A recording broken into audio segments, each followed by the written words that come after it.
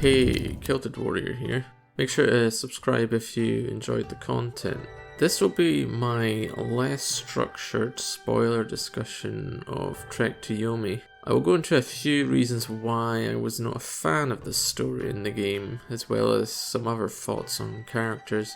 So yeah, Trek to Yomi has a cliche story, as I said in my review, but for those who watched my review, I also said that if you know what Yomi is, or were aware of the Japanese myth of Izanami and Izanagi, you already know the story, so there are no surprises, and you're left with Haruki's self-loathing and stupidity to hold the story together. So, for those not aware of the myth which I speak of, you have Izanami and Izanagi, who are a female and male counterpart Japanese deities involved in creation. Izanami dies in childbirth, and Izanagi, in grief, seeks to travel to Yomi, the underworld, to reunite with her.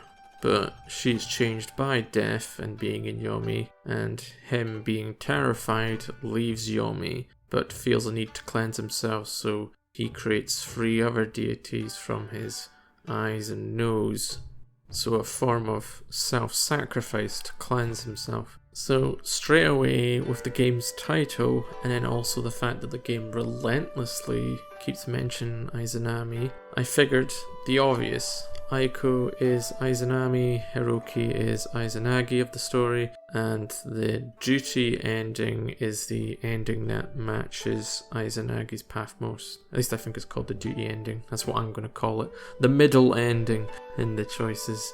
Yeah, so the idea is to help carve a future by self-sacrifice and helping others. Of course, there are some differences if you pick the other endings, but clearly, at least to me, its duty is the core ending, as it's meant to be similar to the lesson of Izanagi's story. That is, solace is found through duty and sacrifice for the benefit of all, and not just for selfish reasons.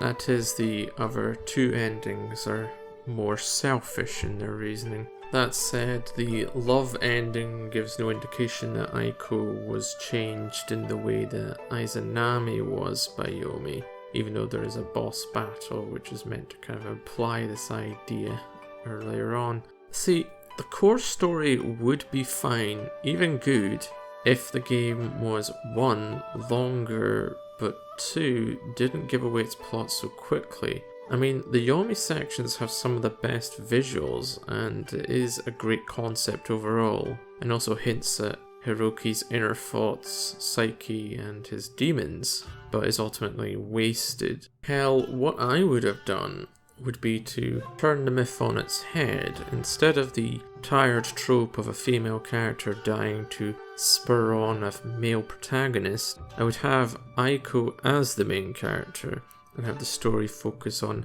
how an obsession with duty, so Haruki's Izanagi, can be in itself self-destructive, but also destructive to family and the friends around us. So you would still work in the Yomi section, but have the protagonist maybe converse with a variety of spirits and talk about their experiences in life, and then allow the player to see with more clarity that each decision has its pitfalls, and ask the player what truly matters to them. As it stands, duty is clearly the best option.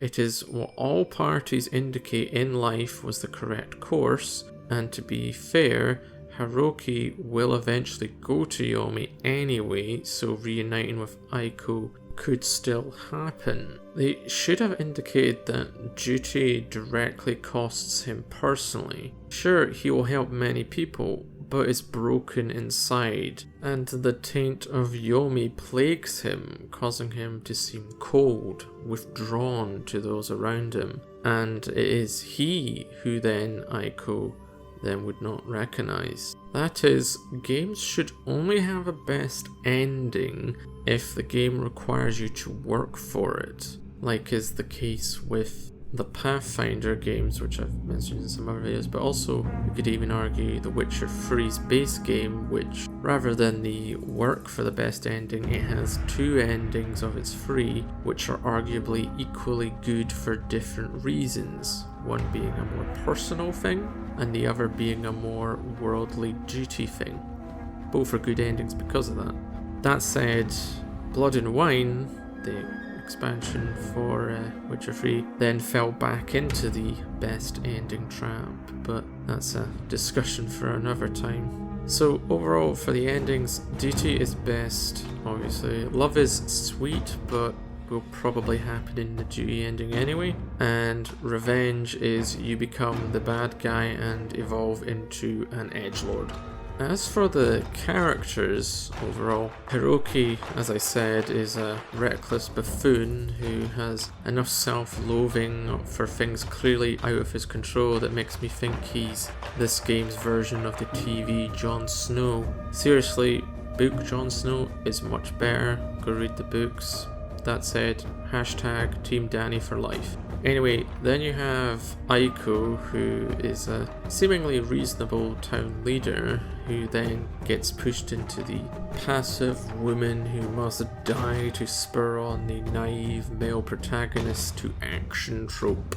Again, been there, done that, bought the cliche-ridden t-shirt. Finally, you have Kagaru. I think it's pronounced Kagaru, the cliche villain who believes strength is all there is and you must take what you want for no real reason apparently. Yeah, he is the boring generic villain from Villains Are Us, but to his credit he at least does get some cool points for the armour he wears, pulling what appears to be a Total War Vlad von Karstein look with the loss of his nose. So yeah mate, you should totally try and cosplay.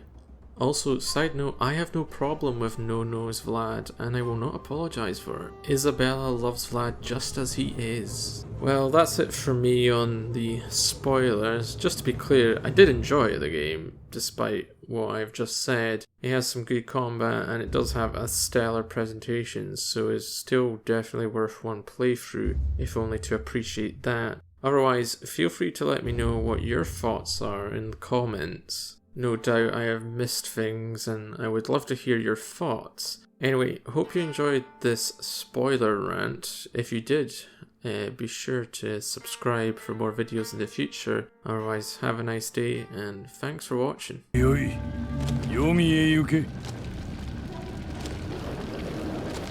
Aiko.